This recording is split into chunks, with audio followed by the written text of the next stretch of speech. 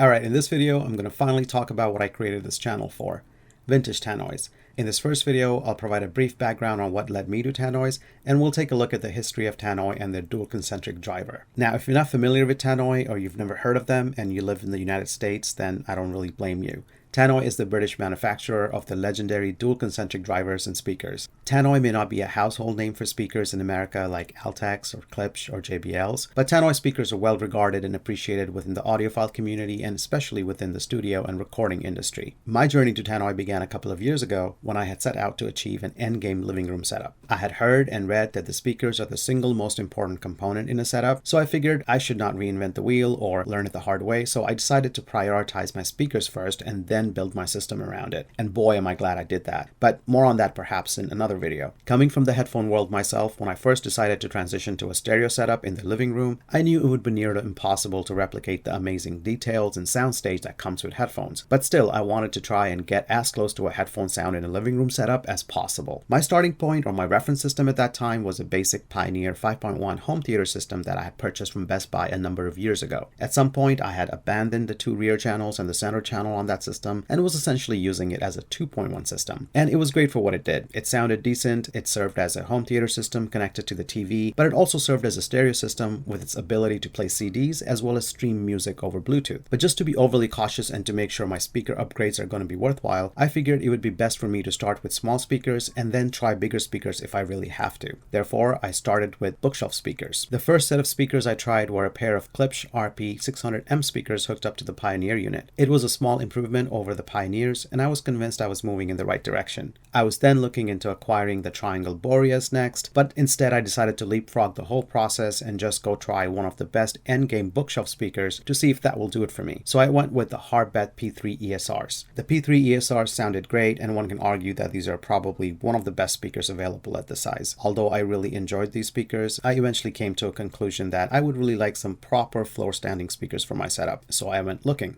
At that time, I had not heard of tannoys, but during my research, Tannoy kept popping up along with other audiophile brands. Some of the speakers and brands I was looking at and considering were Klipsch, JBLs, Kefs, Sonus Fabers, Wharfdales, B&Ws, and then there were the tannoys, specifically the Cheviots. I felt like the Cheviots just spoke to me. I liked the design, they seemed like they were a good size, quite presentable, just great looking speakers overall, plus they had great reviews. There was something else that was oddly mystifying and appealing about these speakers, but I couldn't really put my finger on it. But after drooling over them for some time, it dawned on me. It was the fact that they're quite different from all other speakers because they just have this one giant woofer, which made me wonder, where is the tweeter? Well, that question led me to Tannoy's dual concentric design, and I was quite impressed with what I learned. And I really wanted to buy the Tannoy Cheviots. The bookshelves I had acquired earlier were purchased used, hence I had paid a significantly lower price for them, but the Tannoys were going to be a brand new purchase, and I realized this was going to be a pretty significant investment for my first pair of real speakers. And that's when I thought maybe I could get a used pair of Cheviots. I don't need them to be brand spanking new. I mean, I would love them to be new, but if I were to get a used pair, I could save some money and I could use the savings towards the rest of the setup as I was just getting started and I didn't even have a proper amp yet. So I went looking for used tannoys locally on Craigslist and Facebook, and I got a couple of surprises. First, there just weren't that many used tannoys available for sale, let alone used Cheviots. Second, the used prices weren't all that great either. It didn't make sense to me, but I guessed it may be an indication of supply and demand market for tannoys, and also perhaps spoke to their quality and how well they retain their value. Eventually, after looking for some time, I came across a pair of vintage Cheviots listed halfway across California for what I thought was still a fairly high price for a pair of 50-year-old speakers. I decided to call the gentleman to inquire about the speakers, and I asked him. I said, why are these old, used speakers so expensive, relatively speaking, when I could get new ones for not that much more? What I didn't expect was to receive a schooling in tannoy from a seasoned audiophile. I mean, he was raving about the brand and the design. I know and understand that people can be a huge fan of a specific brand, and especially so of a brand of equipment they own, so I believed him, but with a grain of salt. I would have to listen to these speakers myself to see if there was any merit to what he was talking about. Anyway, after a long conversation, we agreed on a deal. However, I had to inform him that I was tied up with prior commitments at the time, and I wouldn't be able to come pick up these speakers for at least another month. So I made a deposit, and he agreed to hold the speakers for me. Although the wait seemed like an eternity, it gave me ample time to research Tannoys a bit more, or I should say,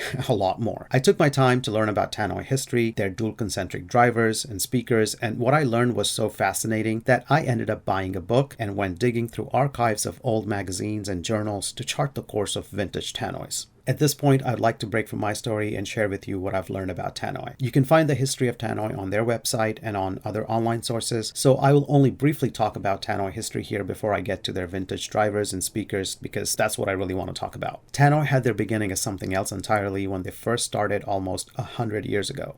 In 1926, Guy R. Fountain, an engineer, created the Tulsimere Manufacturing Company, named so because it was located on Tulsimere Road in West Norwood region of South London. The company was set up to manufacture and improve upon various radio components of the time, such as battery eliminators, battery accumulator chargers, etc. This was the time when radios ran off of DC power using batteries and battery chargers. One of the first products Mr. Fountain developed was a rectifier seen here in the March 1927 article from the Wireless World magazine. It's called the Tannoy Tantalum Rectifier, and the article states, a simple form of tantalum rectifier has been developed by the Tulsimere Manufacturing Company and is marketed under the name of quote-unquote Tannoy Supply Unit. This is the first appearance of the word Tannoy. This term was coined by Mr. Fountain because the rectifiers were made of tantalum alloy, the amalgamation of which gives us Tannoy. Over the next couple of years, Tannoy supply units gained popularity and the company experienced a healthy growth. As the company grew, the Tulsimere Manufacturing Company moved to a bigger location, a couple of streets down from Tulsimere Road to Dalton Street. And I couldn't help but notice that a lot of Tannoy speakers later on would go on to bear the names of the streets surrounding this Dalton facility, starting with Daltons,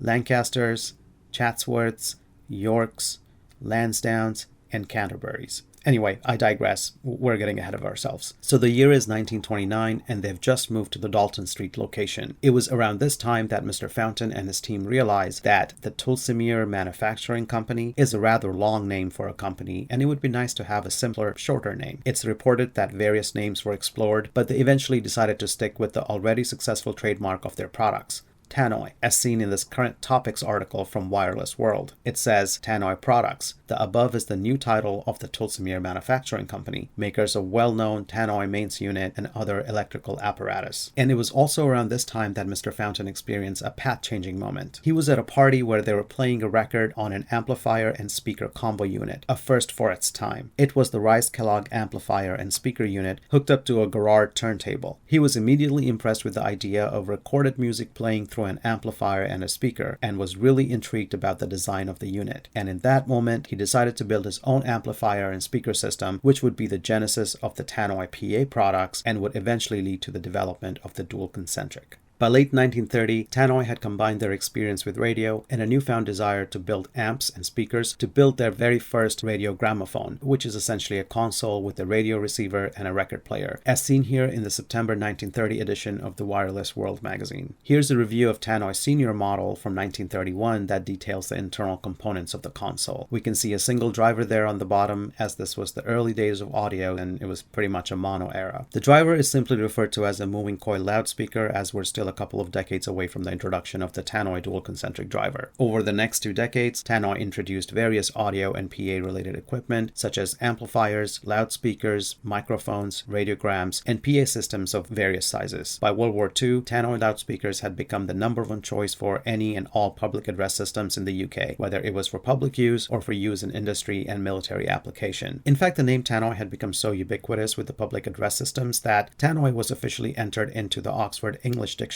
as a noun in 1946, and even today the Brits refer to their public address systems as Tannoy. Tannoy's contribution was also crucial during the wartime efforts, as all important messages and news were relayed over the Tannoy. By mid-40s, Tannoy was well established as a manufacturer of quality audio equipment. And then, in 1947, Tannoy unveiled their first dual concentric driver, which ends up becoming a legendary driver with its very unique design approach. Dual concentric, or coaxial drivers as they were known, were not new to the industry, however. Altec, Jensen, Goodman, and others were already making coaxial drivers, but the Tannoy design was quite revolutionary and set it miles apart from the other coaxials. I will talk more about their dual concentric design in another video. And from what I have gathered, Tannoy was actually trying to make the best microphone at the time, and one of the issues they kept running into was testing of the microphones. They believed that the limitations of testing microphones at the time lay in the speakers, as they thought the available speakers were just not able to fully demonstrate the capabilities of the microphones that were being tested. Therefore, Tannoy's chief engineer, Ronnie Rackham, decided to work on improving their loudspeakers, and after 7 years of research and development, Mr. Rackham was able to create the Tannoy Dual Concentric driver, which finally met their expectations. They were so proud and confident of their new design that they showed off their microphones and the monitor driver at the London Radio Show in 1947, and true to their intuition, the audience was seemingly more interested in the dual concentric driver than their microphones. The new dual concentric driver had an exceptionally wide and flat frequency response for its time, and it's said that AKG was one of the first to order these drivers to serve as a monitor for testing their microphones. Decca Recording Studio was another client to have ordered quite a few of these monitor drivers early on to showcase their FFRR, or full frequency range recording capability. Although Tannoy never referred to these first dual concentric drivers as Monitor Black, they later came to be known as Tannoy Monitor Blacks, as Tannoy changed the color schemes of baskets and magnet covers over the following years. Over the decades, Tannoy dual concentric drivers have gone through many changes and iterations, but the core design and principles remain the same as the original.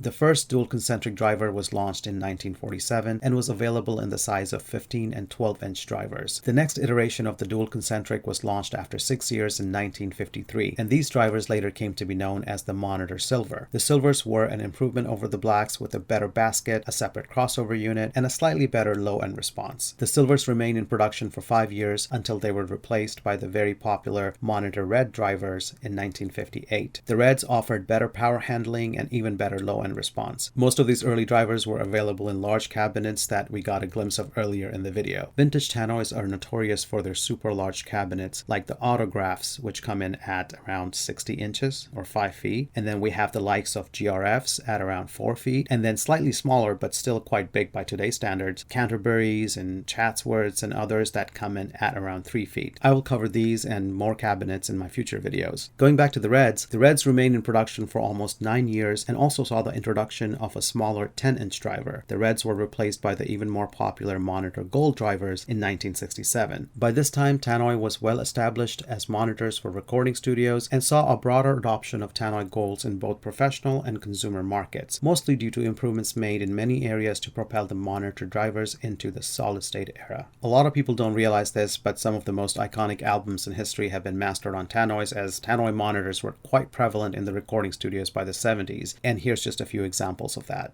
The Monitor Golds saw a change in impedance from 16 ohm to 8 ohm and further improvement in power handling and low-end response. The Golds remained in production for 7 years until they were replaced by Monitor HPDs in 1974. HPDs remained in production for 4 years until 1978. This was around the time when Guy R. Fountain took retirement from Tannoy and passed away shortly after that. And the Harman Group took over Tannoy, and their production started to move from London to Scotland. The HPDs were the last of the vintage Tannoys to use the Alnico magnets and saw a major design change to the driver cone and the surround, which led to better power handling and even better low-end response. Although Tannoy remained popular in professional space, they weren't as popular in the consumer space, especially in the United States. And I believe that's most likely due to lack of awareness and also the prevalence and availability of speakers from more popular American brands domestically. Tannoy wanted to change that and expand their presence in the consumer space with the HPDs by launching a new range of speaker cabinets specifically targeted towards the consumers. These included the Ardents, Berkeleys, Cheviots, Devons, and Eatons. These speakers were handsomely designed to appeal to the consumers of the 70s that thought of old Tannoys as too big and too retro, which brings us back to my story and the handsomely designed Tannoy Cheviots I had made the deposit on. After a long wait of a month and having immersed myself deeply into the world of vintage Tannoy, I finally headed up north to pick up my speakers. When I finally made it to the destination and entered the room to pick up the Cheviots, I was surprised and shocked. I felt like a kid in a candy store because this gentleman's room was stacked with all kinds of vintage Tannoy speakers. I couldn't believe my eyes. I went to pick up my speakers and walked into a Tannoy museum. Turns out my friend here, let's just call him Scott, happened to be a Tannoy enthusiast and collector. We talked for some time, exchanged some notes, and I drove away with a smile on my face and doubts in my mind. I had researched for over a month and heard from the seller about how great these speakers are, but ultimately the proof was going to be in the pudding. Scott did advise me that the vintage Tannoys sound best with tube amplifiers. That was a rabbit hole I had not explored yet, and I was not going to tell Scott that I was just going to hook up these speakers to my Pioneer AV receiver. On my drive back, I had so many questions on my mind. Did I make the right choice by going with speakers that were made even before I was born? Am I going to be limiting myself to vintage amps because of these vintage speakers? Does this automatically make me a Diana Krall fan now? Is this what they call buyer's remorse? I finally got the speakers into my living room, hooked them up to the Pioneer, and played some music. And the sound I heard from these speakers was just music to my ears. I was sold. That was the best sound I had experienced till date. I had found my speakers. And I knew full well that I was just getting started, and I've yet to experience the full potential of these speakers as I didn't even have a proper setup yet. Over the next couple of months, I continued to have long conversations with my new friend about how much I like the Cheviots. And he told me more about other vintage drivers and the differences between the various drivers and speakers. And he really piqued my interest and curiosity when he said, "Wait until you hear the golds or the reds." By this time, we had become good friends, and I believe in ask and you shall receive. So I popped the tough one to Scott. I said, "Hey Scott, would you be willing to let me borrow some of your vintage Tannoys for me to audition? And if I do like one better than the Cheviots, I will buy it." Scott, being as cool as he is, he agreed to let me borrow as many speakers as I wanted.